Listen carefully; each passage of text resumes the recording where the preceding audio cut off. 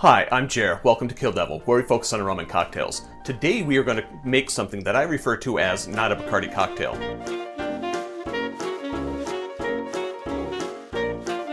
The first thing I'm going to do is add my grenadine, and I do make my own grenadine. If you only ever make one syrup, it should be simple syrup. If you ever make a second syrup, it should be grenadine, because homemade is so much more better than anything I've been able to find in the store. If you disagree with me, send me the brands that you think are fantastic, and I'll check them out.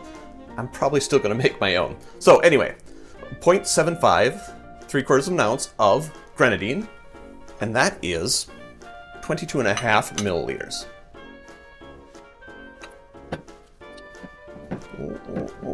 Trying to do two things with one thing with each hand. Okay, there we go. 3/4 of an ounce or 22.5 milliliters of fresh squeezed lime juice. And finally, the rum. 2 ounces or 60 milliliters of white rum, non-Bacardi white rum.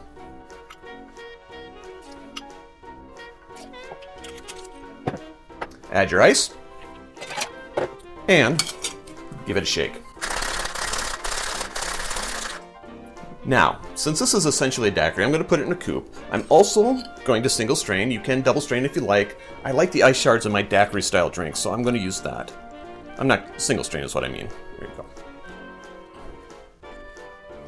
Finally, the garnish. Because it is a daiquiri, or similar to a daiquiri, a lime of any sort, so a lime wheel, lime wedge, a twist of lime would be very appropriate. If you have some pomegranate seeds, those would go great in there as well. Since I have a lime, I'm going to use a lime wheel.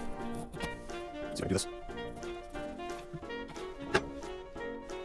And there it is. Not a Bacardi cocktail.